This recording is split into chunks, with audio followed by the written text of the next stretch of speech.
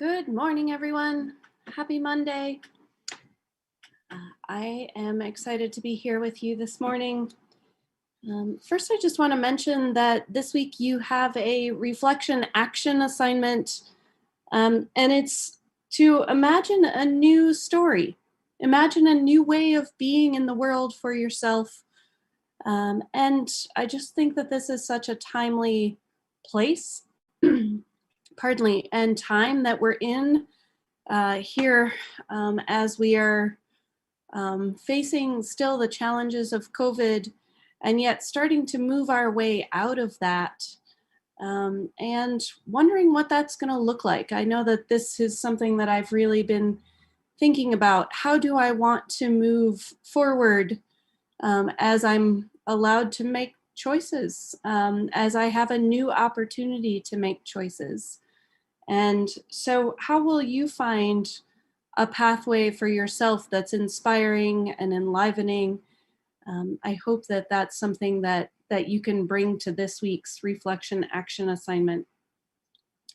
I am really grateful for the number 17 of you that have signed up for TA conversations.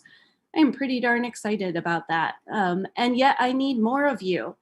I need the beautiful representation and diversity that you all bring to this class in that leadership position. I know that some of you may be feeling some self-doubt of, but I'm only a freshman, or I don't know what it's like to lead, or I can't do this the way that my TA did.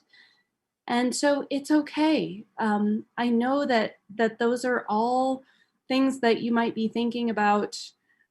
But please, if you have any inclination, you can ask your TA about it, knowing that there's a full semester of training that comes before being a TA. And that training, so to speak, it's all about expanding more of BiSci 3 for yourself, digging deeper into continuing this work that we've started this semester. That's what the training semester is about. It's also about creating that community among TAs, as well as applying that experience to how to teach as if life matters. And that's it, because it does. It really does. So please consider signing up for TA conversations with me. The doodle poll is in that announcement in Canvas, and I look forward to talking with more of you. So to get us started today, I'd like you to take a long, deep breath through your nose and a slow exhalation. Feel yourself filling and emptying, taking in and giving.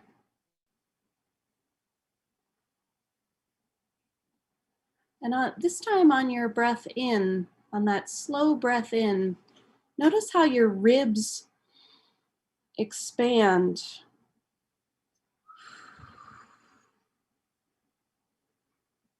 Just notice how you open and soften.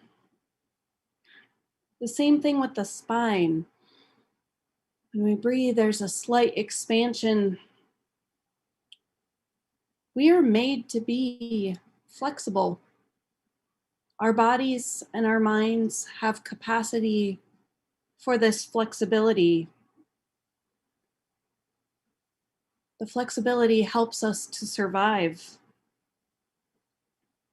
So this morning, I'd like you to start in your groups by having a conversation about how flexible are you when it comes to change?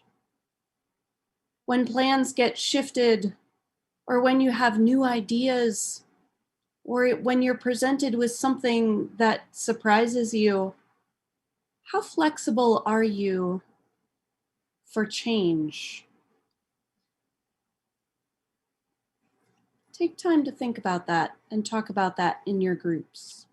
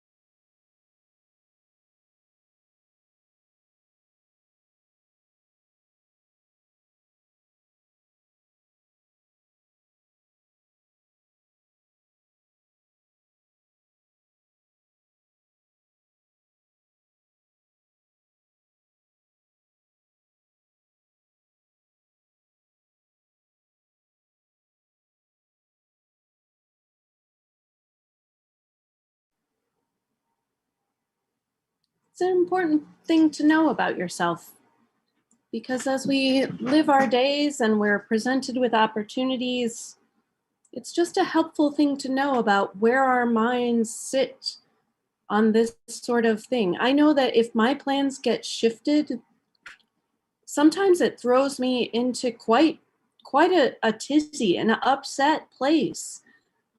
And so I know that that's something that I can work on, being open to change, being open to shifting. It's something that breathing helps me as I am surprised sometimes by things. So we're talking a lot in this part 3 about considering change. How could we lower our ecological footprint significantly and work less, have more fun, be more free and creative, and become more fully human? So this is a revolution, and the revolution can be fun. I want it to be fun. It should be exciting. It should be freeing. It should be enlivening the choices that we have to make. And there is a cultural shift coming. There has to be this shift in our story. We can't continue the way we're going. So, what can we do about it? And so today's topic is transportation. And as always, there is no way in 50 minutes that I can offer you all of the angles, all of the issues, all of the pros and cons. My job is to spark your curiosity so that you can dig in more deeply in the areas that inspire and excite you.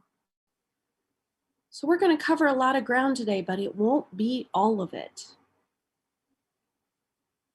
Pew Research says that 90% of us in the United States say that cars are a necessity. We've lived, which is interesting, we've lived for thousands of years without them, and now we feel as though we must have them. The majority of college students agree that having a car is the way to go. So I'd like you to dive into this. Part of this part 3 of BiSci is questioning the assumptions. Can you imagine life without cars? What would that be like? So put your thoughts into the Zoom chat for answering this sentence. Cars are great for what? Have a little conversation, throw some things into the chat. We'll have just about a minute for this.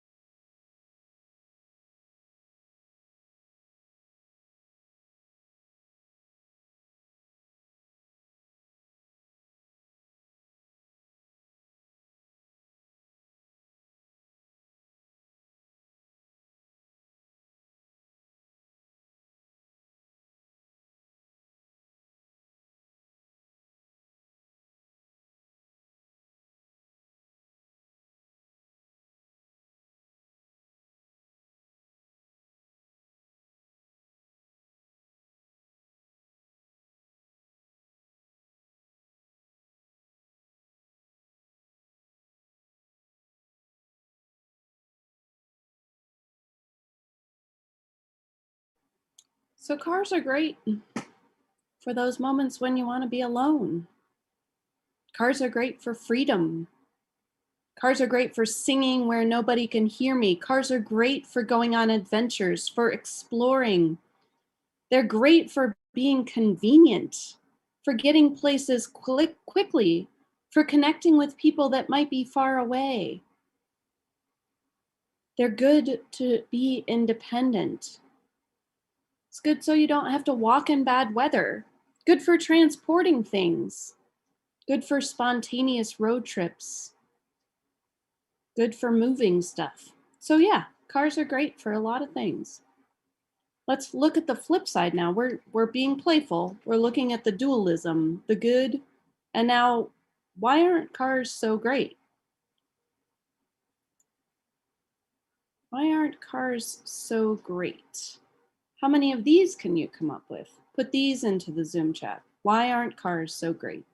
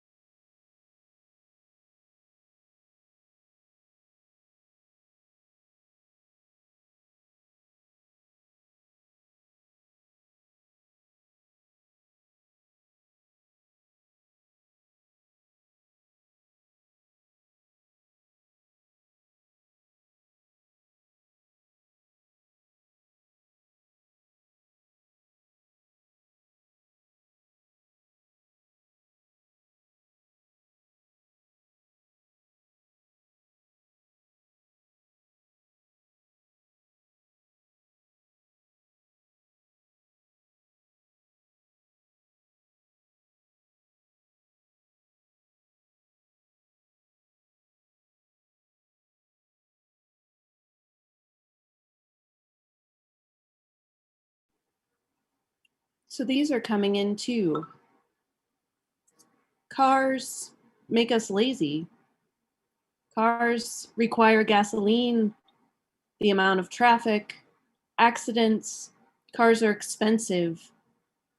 Animal safety concerns, pollution, potentially dangerous.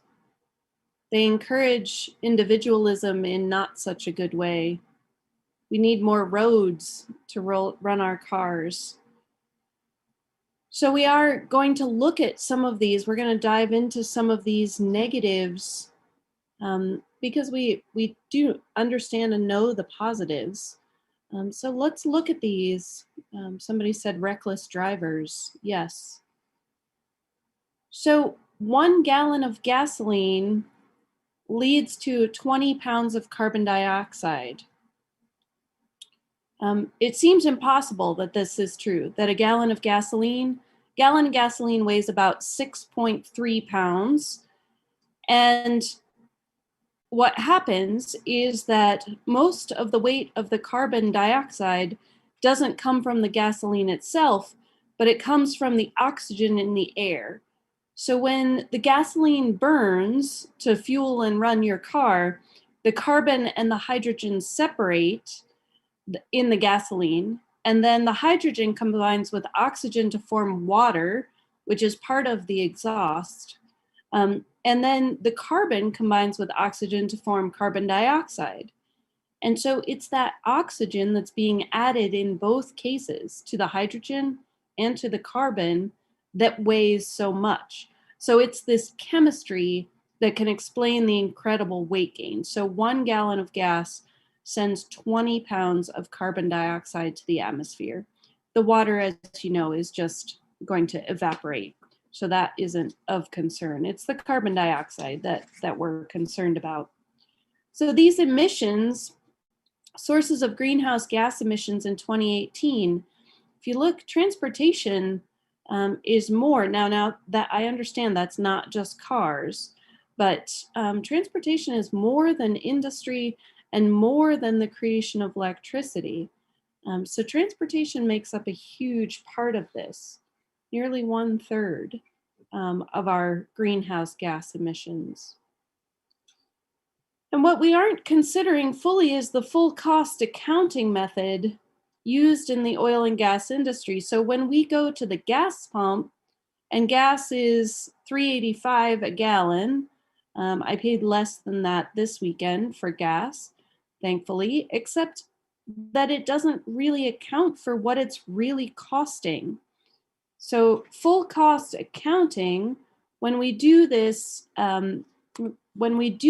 accounting, there is all of the property acquisition, the exploration, the development costs, and all of those are put into a big pool.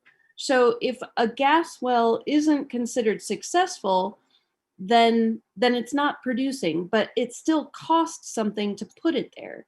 So if we were going to consider full cost accounting for gasoline, we would be paying more like $15 a gallon.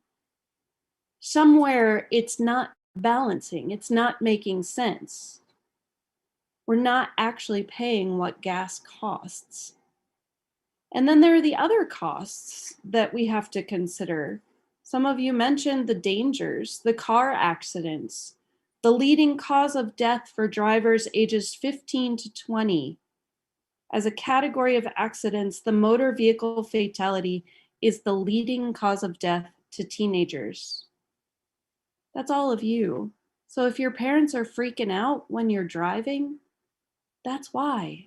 It's because statistically, you are in danger. I am a mom of a kid in your age group, and I know how crazy it feels to let him drive. How worrisome. More than 38,000 people die every year on the roadways in the United States. In addition, 4.4 million are significantly injured, enough to require medical attention. The economic and social impact of road crashes costs United States citizens about $871 billion a year. The United States suffers more road crash deaths than any other high-income country, 50% higher than similar countries in Europe, Canada, Australia, and Japan. Then there are the pedestrian and bicyclists that are killed or injured by cars. We take this loss of human life for granted sometimes, just considering that it's part of what happens when we're driving cars. So what are the chances that you or somebody that you know will die in a car accident? The chances go like this. The average person travels 15,000 miles by car every year. So given a 72-year lifespan, we each travel about 1 million miles in cars. There's approximately one car-related death for every 100 million passenger miles. So the conclusion is that there is about a 1 in 100 chance that you or someone you know will die in a car accident during your life. So imagine yourself going to the car salesman, and that car salesman wants to show you the chances. So he brings out a box with 100 balls, 99 of them are white, and one of them is red. And he asks you to reach in and pull out one of the balls. If you draw the red one, then it's you. It's 1 in 100 chance. Would you play the game like that? It's a serious thing to consider, and it is part of our culture. And yet, what is really the advantage of having cars? Your average speed using a car is about 10 miles per hour. How can that possibly be? This is more about the full cost accounting that I was talking about before. So if the average person dedicates about 1,600 hours per year to their car. 1,600 hours? Do I spend 1,600 hours in my car? No, I don't spend 1,600 hours in my car. I do spend time in my car, so there are those hours. But then there are the hours that I need to consider that I'm working to get money in order to pay for the car, in order to pay for the fuel that it takes, any tolls that I have, the insurance, the taxes, the maintenance, any traffic tickets that I have, oil changes, all of those things. It turns out that 4 out of 16 hours of my day are dedicated to my car, either being in it or maintaining it. Doesn't count cleaning my car. I did that a couple weeks ago and it was an excruciating process. It just felt like it was taking forever.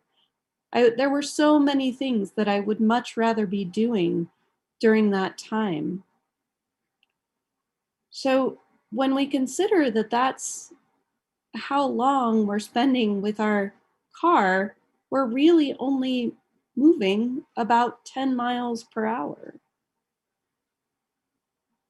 So then thinking about that General Motors video from last week with urban sprawl and how this was encouraged by a car company who wanted people to buy more cars and use their cars more in order to live out in the country. How cars have contributed to, well, somebody put it in the chat here for me, that the need to alter the environment for their use. So that's happening related to cars. And then what happens to our social networks when we're using cars? All different kinds of sprawl and development. I'd like you to check out this short film.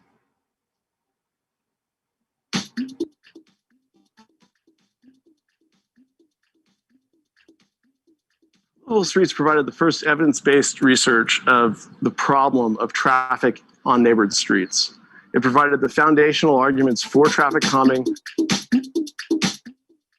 Donald Appleyard, who is a professor, conducted a series of studies on 3 different streets in San Francisco, chosen to be as identical as possible in every dimension except for one, the amount of traffic on each street. And what Donald Appleyard was able to show, that just the mere presence of cars with the envelope of danger that they project around them and the noise and the pollution crushes the quality of life in our neighborhoods. What's really interesting about the graphics in the livable streets and what they really provided was it removed us from just looking at specific numbers of people being hit or killed on streets, but actually showing that there was this other way that we could measure the environmental impacts of traffic on neighborhood streets. Things such as a light traffic street helped knit a community together, and in contrast, a heavily trafficked street would actually rip it apart, and fewer social ties were able to be created. This chart here shows the social interaction on these 3 different streets. So each line shows a connection between one person on the street and another. There are just a lot fewer lines on a heavily trafficked street as opposed to the moderate or the light traffic street, which clearly has a lot more interconnection. So what these charts are showing is that people on the light traffic street, no more people have more friends than on the heavily trafficked street. On the light traffic street, people have on average 3 friends per person. And on the heavily trafficked street, 0.9 friends per person. The fact that the amount of traffic on the street on which you live can impact the number of friends you have in the world is of enormous significance. The other thing that Donald Appleyard plotted on these charts are these little dots that indicate where people gather. So it shows on the heavily trafficked street, there are a much smaller number of dots, and there are only a handful of places where people would gather on their street. So it's impacting our communities in ways that we may not even be aware of. They are thinking about, I like thinking about it as a home territory. So what is my home territory, where I feel most comfortable being? And what's in that home territory? I mean, we can think about that with animals, but we don't often think about it with ourselves. So when they are thinking about home territory, the people that they know, the fact that connect, is that this is my hometown, the little town of Pine Grove Mills, just outside of State College. And you can see that there are, some side streets where the wider streets are the bigger streets, so to speak. And I feel this in my neighborhood. I was reflecting on this, that my home territory is right here. I don't spend, the people that I know, the neighbors that I spend time with, even though the other side of town, I mean, just on the other side of this street or the other side of this street, there are houses all along here, kids that my kids could play with, but we don't. This is our home territory in this little square. And so it's where we are most comfortable, where I am most comfortable. I let my kids cross the small streets, but not the big streets, because they're major highways, Route 45 and Route 26. So is this how it needs to be in our communities, or what happens if we think outside the box and create something new? So the European template is that cities are places to really live and to celebrate community in a lot of cases. And they have these open air ways of walking, places to just be.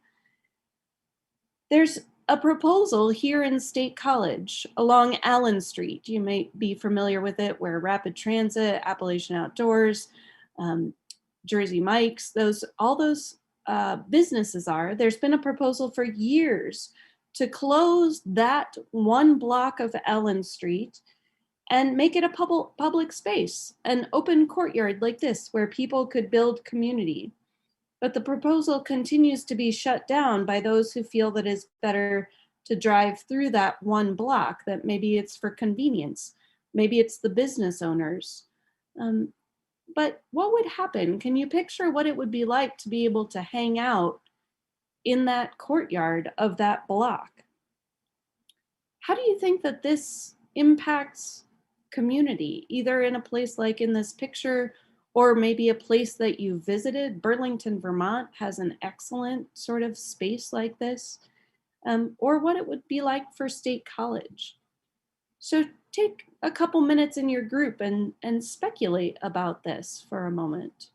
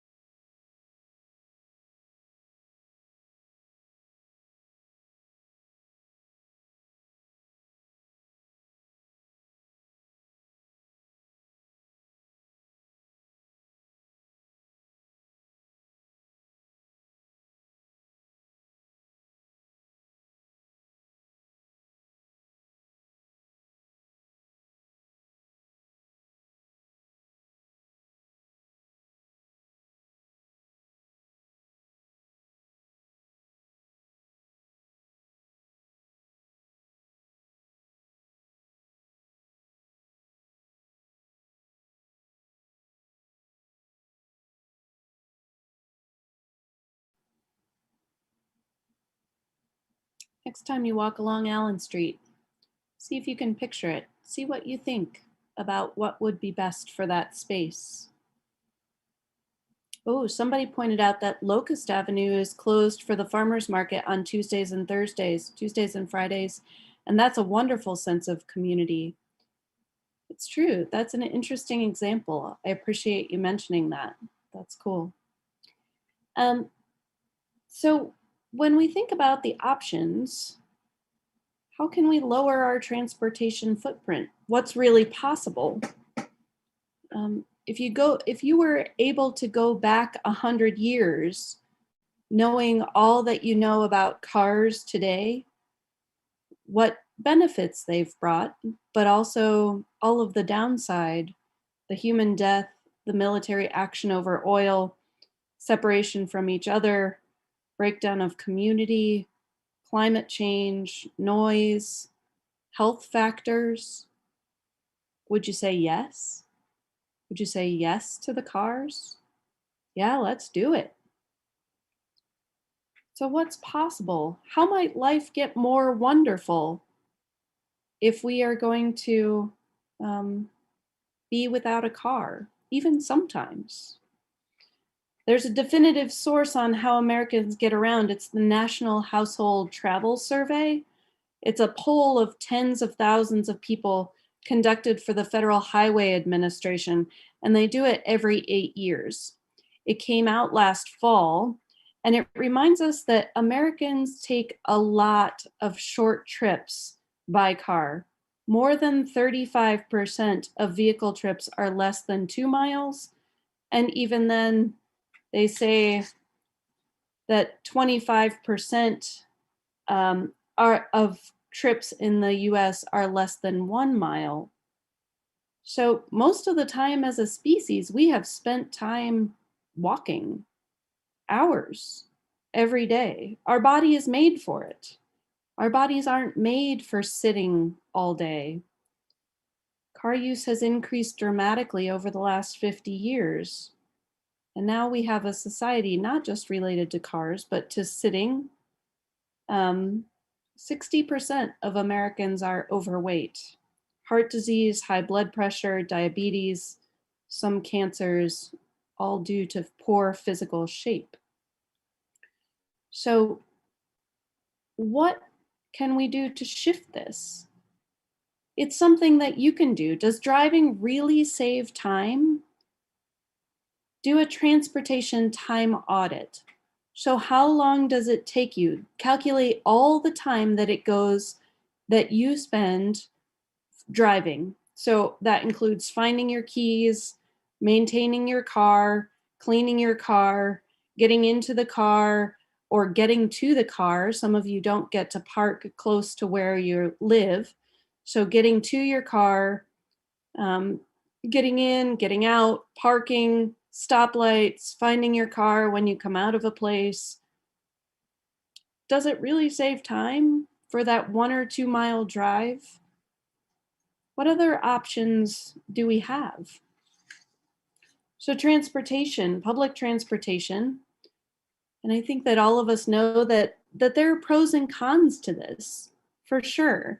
The next slide I'm going to show you is going to be a little overwhelming, but pros and cons of this. Pros: efficient transportation, less greenhouse gas, less smog, possibility to avoid traffic jams, reduction of public health problems, opportunities to meet new people, good alternative for older people, suitable alternative if you cannot afford a car.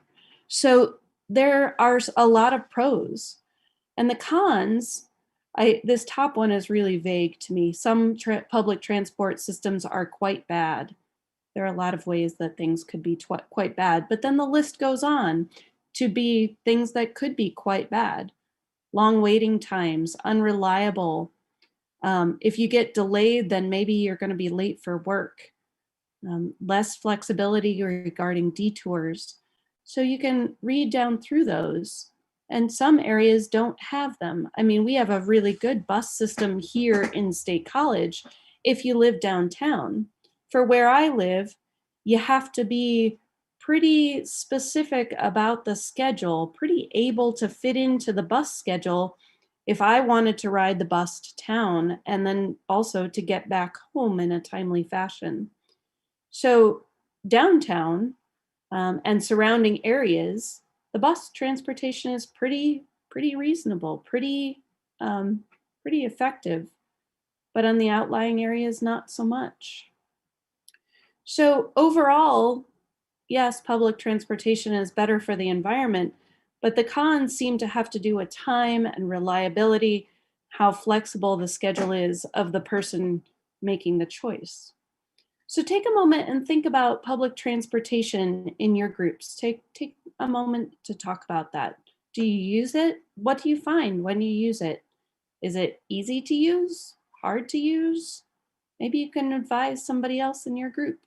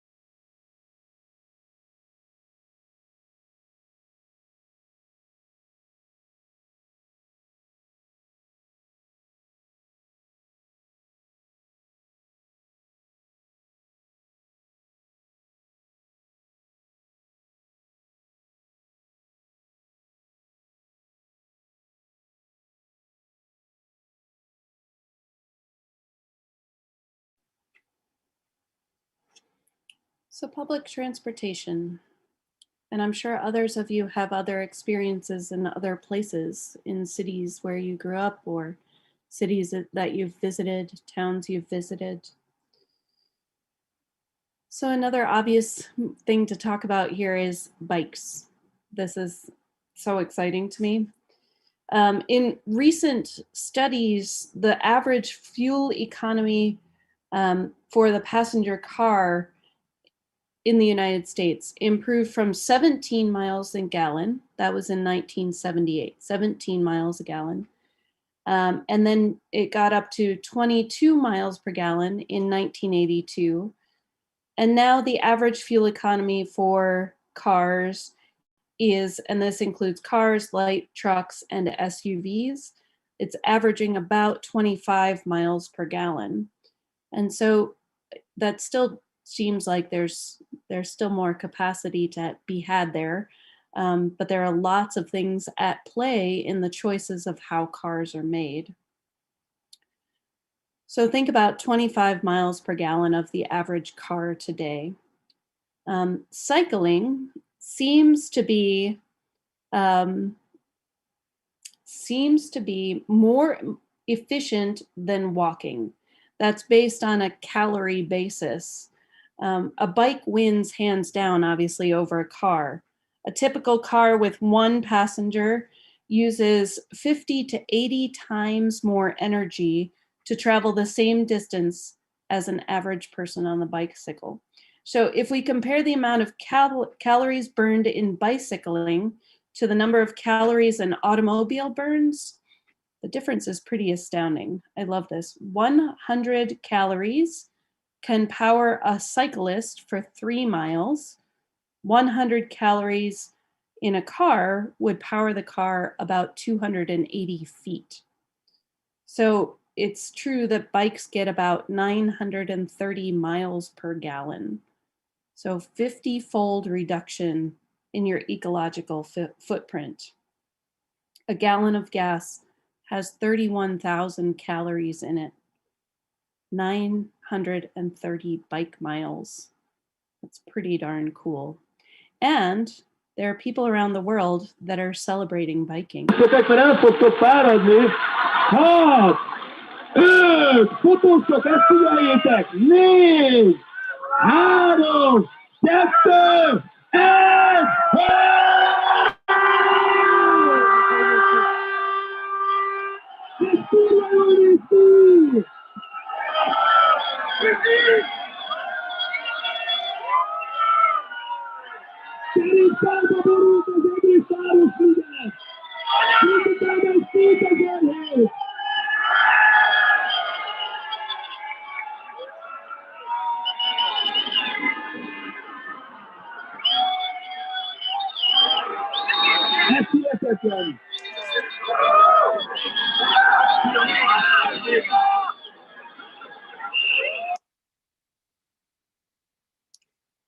So as you can tell, that wasn't in the United States. There are celebrating bike to work days at Penn State. And the last one I saw had it happened on a February day, which obviously it's more challenging to bike in February, and yet it is still possible. And it had about 14 people in that picture.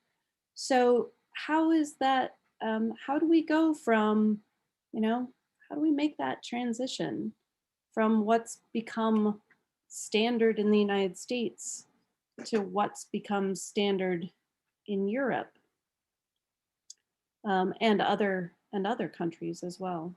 So it's also that it has to be built into the culture.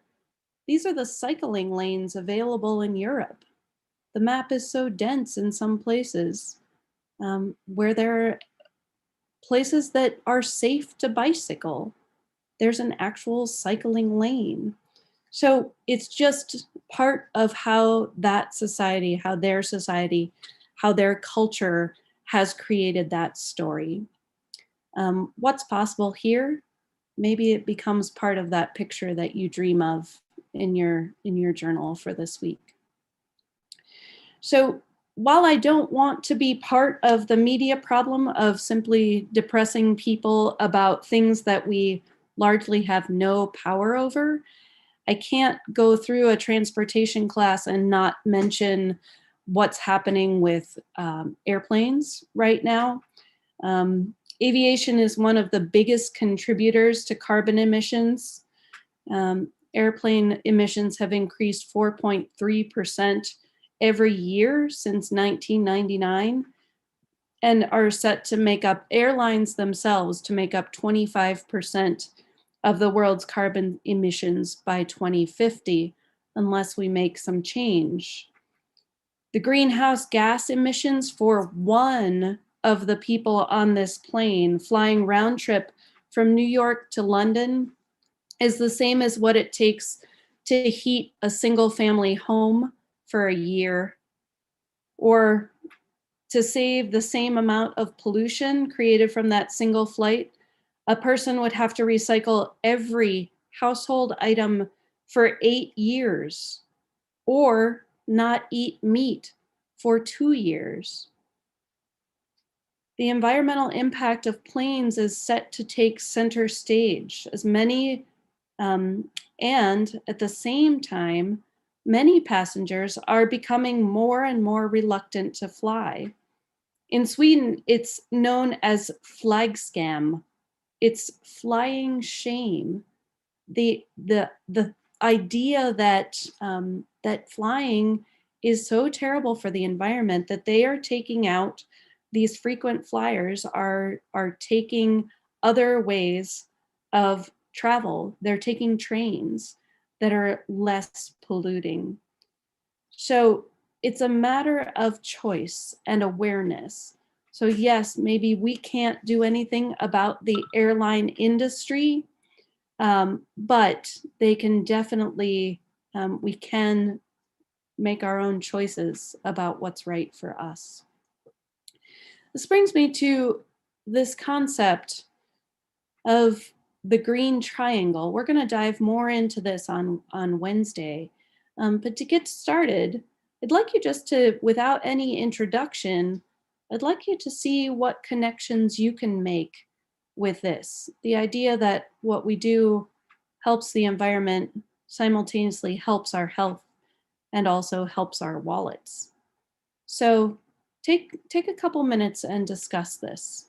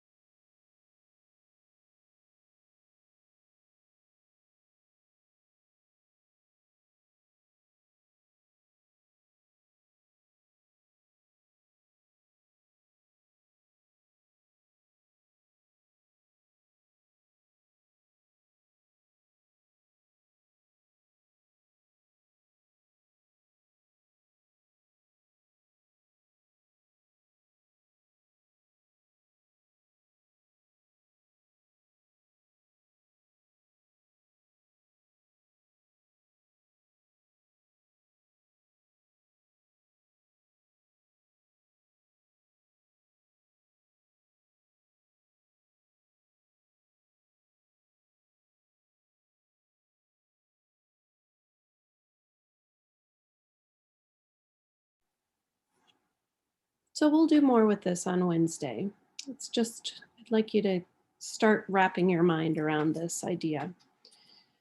So with all of this comes the choices. The idea that we are in a place of crisis, that we have danger and we have opportunity, that we can make choices, and that all of it takes courage. So thinking about how our bodies are built for flexibility, our minds are built for flexibility, What can we do with those choices?